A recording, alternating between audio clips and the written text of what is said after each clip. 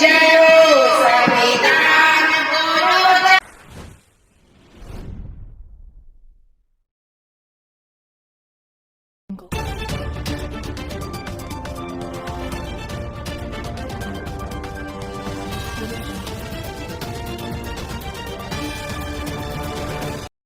दीपेन तं दंशनाति लोको दीपं समूतं पूजामि तमोबुधं धनसारादीपेन दीपेन तं दंशनाति लोको दीपं समूतं पूजामि तमोबुधं। साधु साधु साधु।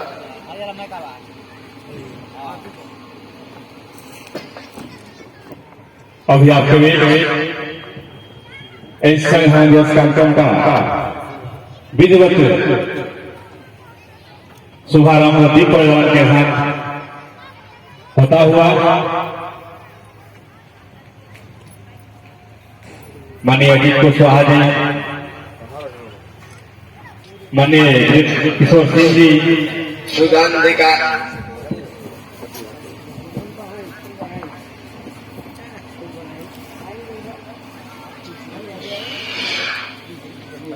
सुगंधिनकाय वदनम् अनन्तगौरम् अभिकन्दाय सुगंधिनाय।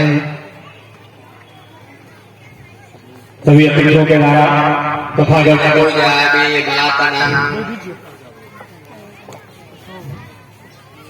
की प्रतिमा पर पुष्पांजलि के साथ इस कार्यक्रम का उद्घाटन किया जा चुका है। सारे अतिथि पुष्पांजलि करते हुए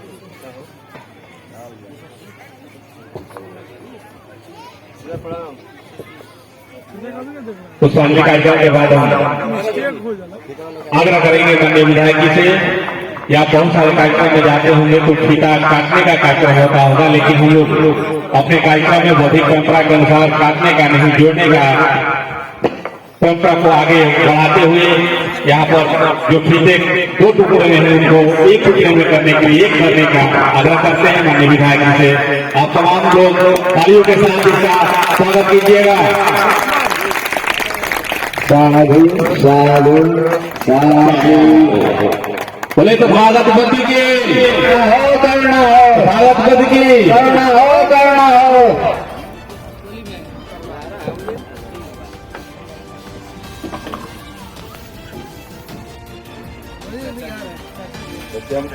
जी इस कार्यक्रम के मुख्य वक्ता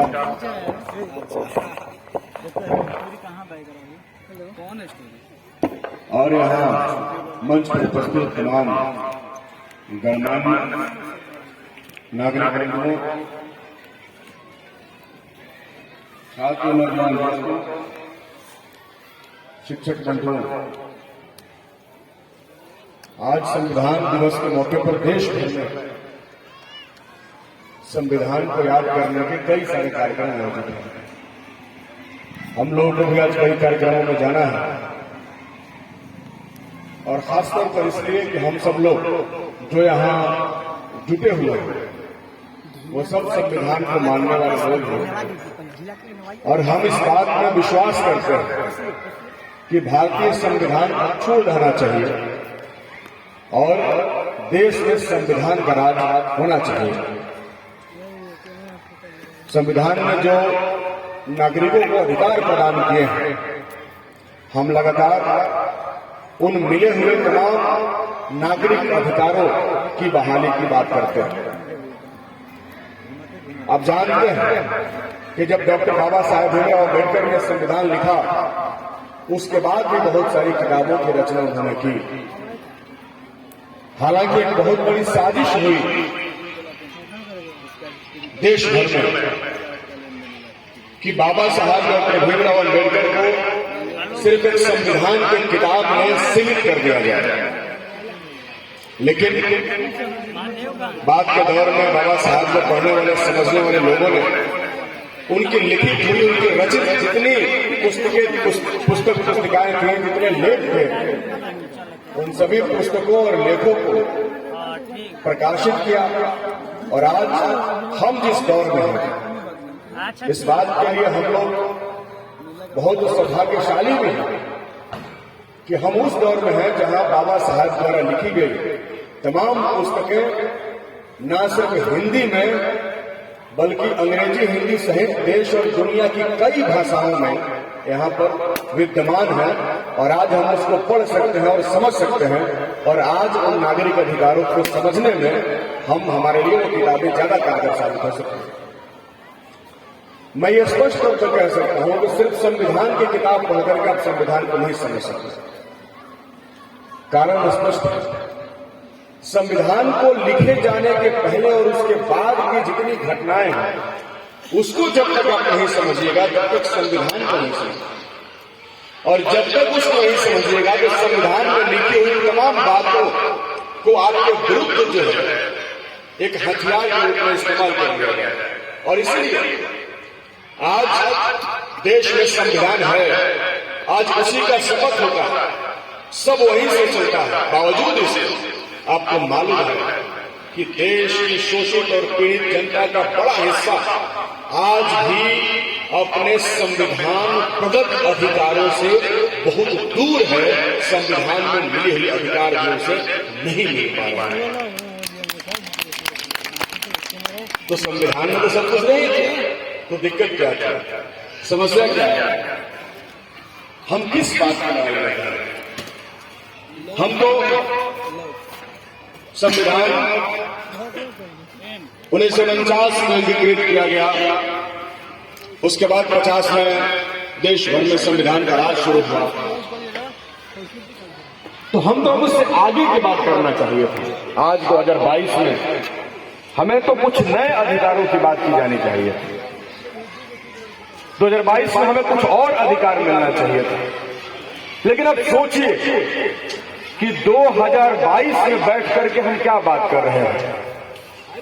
2022 में हम यही बात कर रहे हैं कि संविधान में मिली हुई अधिकार को सही तरीके से लागू करें। अब बताइए कि 2022 में हम ये बात क्यों कर रहे हैं? संविधान तो आजादी का अमृत महोत्सव चल रहा है, 75 साल, और आज भी एक आम आदमी कह रहा है कि हमको पेंशन नहीं मिलता है, हमको राशन नहीं मिलता। संविधान ने तो कहा है चैनल चला के सबको राशन, सबको पेंशन, सबको जिंदगी, सबको शिक्षा, सबको सुरक्षा, सबको चिकित्सा। मूल अधिकार, मूल कर्तव्य, राज्य सूची, संघ सूची, समवर्ती सूची, दुनिया ने तो पूरे देश की व्याख्या किया है। तो आज इतने वर्षों के बाद भी हम खड़ा हैं तो यही कह रहे हैं कि संविधान को लागू करो। बाबा साहब ने तो कहा था कि संविधान लिख देने से आपको अधिकार नहीं मिल जाएगा, इसको लागू करने के लिए आपको जागना होगा, आपको संघर्ष करना होगा। और इसीलिए उन्होंने लिखा, शिक्षित बनो, संगठित बनो और संघर्ष करो। पुस्तक को रख के अगरबत्ती दिखाने से तो ज्ञान मिलता नहीं है, और हम लोग उसमें यकीन नहीं करते। हम लोग तो पुस्तकों को झिंगुर की तरह चाट जाने में यकीन करते हैं, और जो किताब झिंगुर की तरह चट जाती है ना, वही ज्ञान देती है। और जो पुस्तक पलटी नहीं जाती है वो कभी ज्ञान नहीं देती। इस बात को लेकर इसलिए पुस्तकों को झिंगुर की तरह चाटना है। उसको पढ़िए, उसको समझने की जरूरत है। संविधान पूजा की वस्तु नहीं है, संविधान आस्था का विषय नहीं है, भरोसा का विषय है, विश्वास का विषय। जहां आस्था आता है वहां अंधविश्वास पैदा होता है।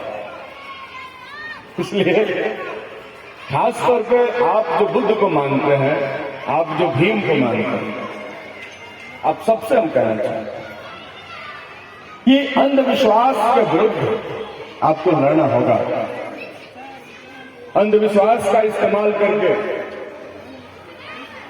एक अदृश्य शक्ति का इस्तेमाल करके दुनिया में पिछड़ों और शोषितों पर राज किया गया, क्योंकि उनके पास हमारे ऊपर राज करने का कोई अधिकार नहीं है। और हमारा संविधान स्पष्ट करता है। इसलिए संवैधानिक शक्तियां हमें कैसे ज्यादा मिले, इसकी लड़ाई हम लोगों को तेज करने की जरूरत है।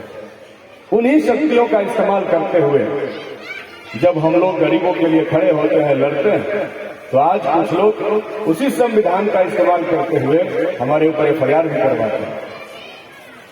तो ये सब कुछ चलता है, बावजूद इसकी लड़ाई चल रही है और आगे भी चलती है।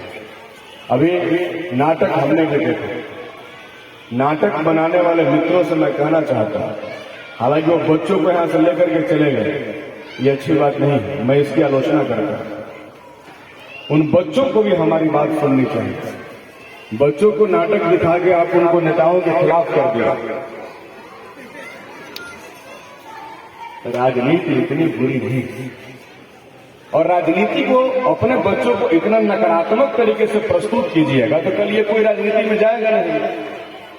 तो राजनीति को बर्बाद कौन कर रहा है? मेरी बात को बुरा नहीं लेना, आपको पता है राजनीति में फिर वैसे ही लोग जाएंगे ना, माफिया लोग, क्योंकि आपने तो इनको नाटक दिखा दिया कि नेता बुरा होता है, इसलिए कोई नेता बनेगा नहीं। आपने तो कह दिया कि नेता बुरा होता है, तो बुरा कोई बनना चाहता है? आप बताइए। कोई भी नाटक दिखाइए तो दोनों पक्ष दिखाइए। आपने तो किसी IAS की बुराई नहीं दिखाई, आपने तो ये नहीं दिखाया नाटक में कि किन के घर में अभी हजारों करोड़ रुपए बरामद हुए। दिखाइए ना भाई, कैसे नेताओं के घर पे ED के छापे पड़े जा रहे हैं। हमारे मतलब बात है भाई, है क्या है भाई? अभी इन पर ED का छापा चल रहा है। व्यवसायी है, नेता है, गुनाह इतना है कि उस बड़े सरकार के खिलाफ है। तो इसलिए इन पर अब दिखाइए ना कि इनकम टैक्स के छापे गलत कानून का इस्तेमाल करके किन के ऊपर पड़ रहा है। क्या सब भाजपा वाले दूध के खुले हुए हैं? RJD वाले सब पैसा रखे हुए हैं? जो पार्टी को 20 साल से खुद सत्ता में नहीं, उसके नेताओं पर धड़ाधड़ छापे मारे जा रहे। क्या मिला? कुछ नहीं। सबसे करप्ट कौन है मैं कहना नहीं चाहता, क्योंकि हम भी एक संवैधानिक पद में बैठे हैं, लेकिन आप क्या दिखाना चाहते हैं? आप हम तो कहते हैं हमको इस बात से दिक्कत है, पिछड़ा समाज, दलित समाज आज भी अपनी जो राजनीतिक भागीदारी है उसे दूर भाग रहा है। और आपको क्या लगता है, बिना राजनीति में गए हुए, बिना राजनीति में स्थान बनाए हुए आपको अधिकार मिल जाएगा? मैं दावा करता हूं कोई अधिकार आपको नहीं मिलने वाला। आप राजनीति में दिलचस्पी नहीं रखिएगा, कुछ नहीं मिलेगा आपको, कुछ भी नहीं मिलेगा। सब कुछ पॉलिटिक्स डिसाइड करता है इस देश में। संविधान में लिखा है कि देश को चलाने के लिए 4 स्तंभ है, विधायिका, न्यायपालिका, कार्यपालिका और मीडिया। आपको पता है सबसे पावरफुल है विधायिका, क्योंकि वो कानून बनाता है और उसी कानून को लागू करती है कार्यपालिका। मीडिया का काम है उसके पक्षों को दिखाना और न्यायपालिका का काम है न्याय देना। और जहां विधायी कार्य होते हैं वहीं से आप कह रहे हैं कि बहुत गंदा जगह है। कोई जगह गंदा नहीं होता, आप अगर उस जगह को छोड़ देंगे। इसलिए बात को समझने की जरूरत है। मैं तो रोज कहता हूं कि अगर आप चाहते हैं कि आपको राइट्स मिले, आप चाहते हैं कि आपको अधिकार मिले, तो आपको अपनी राजनीतिक हैसियत को बढ़ाना होगा, राजनीतिक ताकत को बढ़ाना होगा और समझना होगा। छोटी छोटी बातों पर रूठ जाने वाले, फूल जाने वाले लोग अपनी राजनीतिक सत्ता को बर्बाद करने में लगे हैं। इसलिए मैं ज्यादा नहीं कहूंगा, बौद्ध धर्म के बारे में शाक्य जी आए हुए हम आपको बताएंगे। मैं सिर्फ संविधान की बात करूंगा, क्योंकि हम देख रहे हैं, हम वहां हैं जहां कानून बनाए जाते हैं। मैं देखता हूं कि हमारे ही बनाए हुए कानून को किस तरीके से जमीन पर लागू नहीं किया जाता है। जो कानून बनाए जाते हैं उसके साथ भी किस तरीके से उस कानून को मैनिपुलेट कर दिया जाता है। तो लड़ना पड़ेगा, संघर्ष करना पड़ेगा संविधान को स्थापित करने के लिए और संविधान को आगे बढ़ाने के लिए। आज भी हम वहीं पे खड़े हैं जहां 1950 में खड़े थे, क्योंकि उस दिन भी हम संविधान लागू करने की बात कर रहे थे और आज भी हम संविधान को लागू करने की बात कर रहे हैं। आज एक ऐसी सरकार बनी है जो तमाम संवैधानिक शक्तियों को छीन भीड़ कर देना चाहती है, जो खत्म कर देना चाहती है, जो दिल्ली के गद्दी पर बैठी हुई है। हमारी लड़ाई है उसके खिलाफ और डंके की चोट पर है।